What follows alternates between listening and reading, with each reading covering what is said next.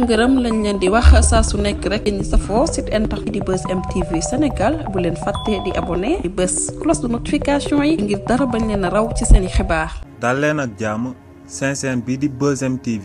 ci seen acte du jour. waa collectif pro-Pastef biñ dippee collectif aar régime bi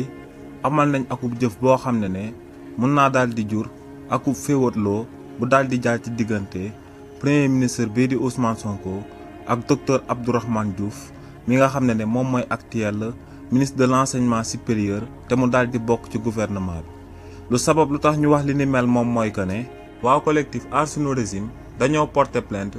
jëmale ko ci jëmm Bougar Diouf mi nga xam ne akub leader la ci coalition Diomaye président ndax ñoom ne kii di Bougar Diouf dafa dëkk di attaquer premier ministre bii di Ousmane Sonko di yëkkati ay kàddu yu tegginewut di ko jëmale ci jëmmam. waaye tamit waa collectif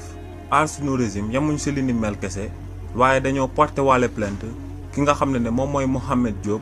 di journaliste biir Sen TV ndax ñoom ne kookee di Mouhamed Diop moom moo doon interviewé Bougar Diouf te kookee musu koo gàgganti ci kàddu yi mu doon yëkkati di ko doon jëmale ci premier ministre bii di Ousmane Sonko. waaye tamit ñoom ne kii di Mouhamed Diop daa mel ni que ne da doon akese maanaam da doon ànd ak kàddu yi nga xam ne moom la Bougar Diouf di daan yëkkati di ko doon teg ci ndodd premier ministre bii di Ousmane Sonko te ñoom ne kàddu yu ñaaw yooyee nga xam ne Bougar Diouf daal dina koy yëkkati jëmale ko ci premier ministre bii di Ousmane Sonko te Mouhamed Diop mel ni ku ko daan dëggal moom moo sabab ñu daal di porter plainte ñaar ñooñee ñëpp. si lu waa collectif aar sunu réew daal di porter plainte kookee di Bougar Diouf nag mun naa daal di andi akub réeroo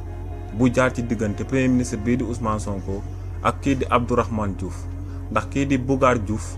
akub leader la ci parti bii di Awalé te parti bii di Awalé ki nga xam ne moom mooy njiit mi du kenn ku du docteur Abdourahmane Diouf di actuel ministre de l'enseignement supérieur bokk ci gouvernement bi nga xam ne premier ministre bi di Ousmane Sonko moom moo koy daal di jiite. ginnaaw li ni mel kii di Mawlud Nabi bokk ci victime Kocc Barma yi di ki nga xam ne Kocc Barma fësaloon na akub vidéo bi nga xam ne da ci daan amal naka sudut noonu yëkkati na ay kàddu daal di xamal sénégalais yi que ne fu ñu jàppee Kocc Barma daal di koy tëj ci kaso bi dañ faa war a jàppee Adamo ndax kookee complice am la ñoom ñaar ñoo àndoon di liggéey jëmale ko ci kaam bi. si li ni mel kii di Mawlud Nabi ne en 2022 ginnaaw ba mu toogee ci ay biir moromam la jékki-jékki woon daal di jot akub appel bu bàyyeekoo extérieur ne li ni mel nag moom moo sababoon mu foogoon que ne daa am ku koy oo bu ko daal di arnaqué te ne li ni mel moom moo sababoon mu mettroon portable am bi haut-parleur ngir daal di permettre xaritam yi daal di déglu waxtaan bu war a jaar ci diggante moom ak kookee nga xam ne da ko bëggoon a daal di nax. waaye nee nag ginnaaw ba mu décroché ba daal di def téléphone am bi haut-parleur ne ki mu daal jokkal si la ko daal di xamalee que ne moom la Adamo daal di koy xamal que ne daal di nay jot akub vidéo ci bi nga xam ne dafa daal di nekk di amal naka sudut noonu ba noppi daal di koy xamal turu xale bu jigéen bi mu daan àndal ci vidéo am boobee ba noppi daal di koy menacé daal di koy xamal que ne par la force na ñëw daal di bokk ci live bu mu war a amal à partir de 19h ba noppi daal di jaar fu ñaaw daal di koy xamal que ne bu amalul li ni mel dina daal di tas vidéo bi. nee nag si li ni mel daa tontu woon kookee di Adamo ñu tàmbaleen di saagawante ndax ne moom turu xale bu jigéen bi nga xam ne moom la Adamo daal di tudd kooku dañoo bokk koñ waaye mosuñoo daal di seq dara ne li ni mel moom moo sababoon mu foogoon que ne Adamo day bluffé amul benn vidéo waaye ne ginnaaw ba mu saaganteeg Adamo ba noppi daal di coupé portable am bi ne Adamo da ko oowaat ne ba ko Adamo oowaatee da ko xamal que ne ci kanam Kocc Barma dina ko daal di oo mu daal di xam que ne lépp dëgg la ba noppi daal di coupé ne ginnaaw ba mu toogaatee ba ci kanam si la ko Kocc Barma daal di oowaatee daal di koy xamal que ne moo ak vidéo si bi nga xam ne day amal naka sudut noonu te bu ko joxut 2000 euros dina daal di jël vidéo boobee daal di koy dugal ci plateforme digitale yi ba Sénégal yi yëpp daal di koy jot. nee nag kii di Kocc Barma ginnaaw ba mu tuddaatee turu ko jigéen kookee Adamo tuddoon ne daa foogoon ne tamit kookee day bluffé te ne li ni mel moom moo sababoon mu saaga woon kookee di Kocc Barma ba noppi daal di coupé téléphone am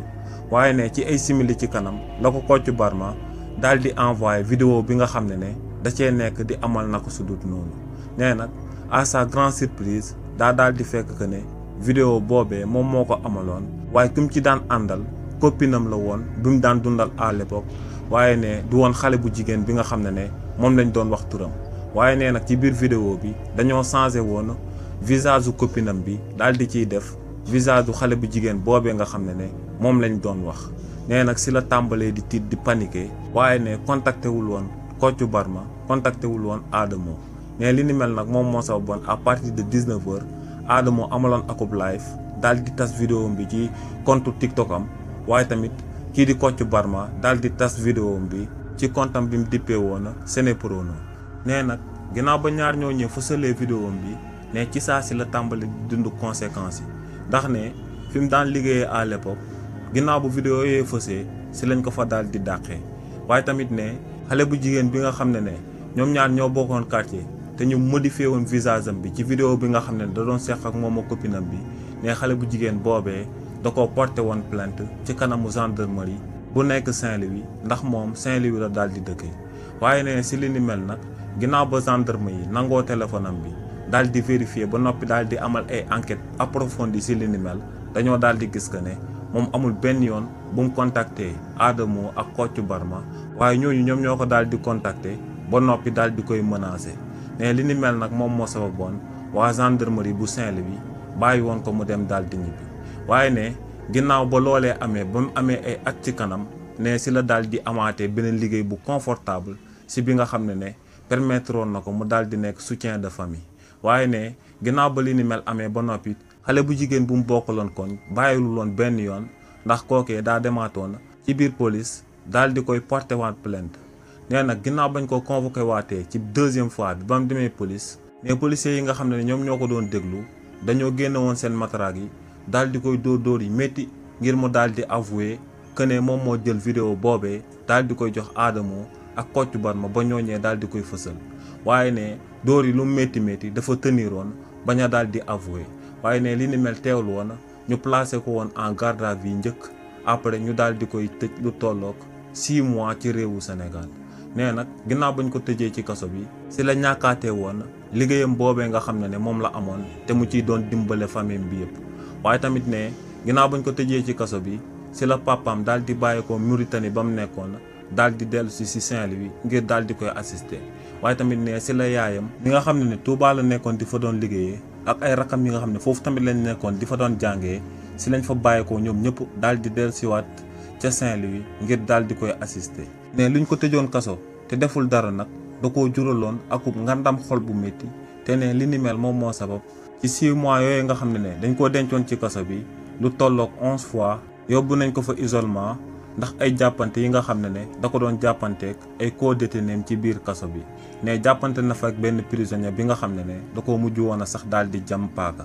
waaye tamit ne ginnaaw ba mu génnee ci kaso bi conséquences yi dañoo continuer di am ndax ne da doon romb nit ci mbedd mi ñu naan kii mooy booyu Kocc Barma bi waaye tamit ne ci compte TikTokam bi nga xam ne da koo ibbi woon bés bu yàlla sàkk mu daal di gis akub nit ku ko daal di saaga daal di koy xamal que ne nit ku bon la ndax moom moo fi amaloon akub vidéo ba Kocc Barma daal di koy publier waaye tamit ne am na conséquence yu gën a récent ndax ne ginnaaw bañ tegee loxo Kocc Barma ne ci saa si la jot ay junney appel ak ay junney message si nga xam ne dañ ko doon wax teg nañ loxo Kocc Barma ak yan action judiciaire la compté daal di menacer li ni mel nee nag lu leer ba am moom mooy que ne du mës a baal kiñ dippee Kocc Barma ci ñaawteef bi nga xam ne amal na ko daal di koy jëmale ci jëmmam waaye tamit ne lu leer ba am moom mooy que ne fu ñu jàppee Kocc Barma daal di jël ay daan daal di koy teg ci ndoddam ne foofu dañ fa war a daal di jàppee tamit kii di Adamo daal di jël ay daan daal di koy teg ci ndoddam ndax ne Adamo ak Kocc Barma ñoom ñoo doon liggéey di daan yàq ay dundu sénégalais.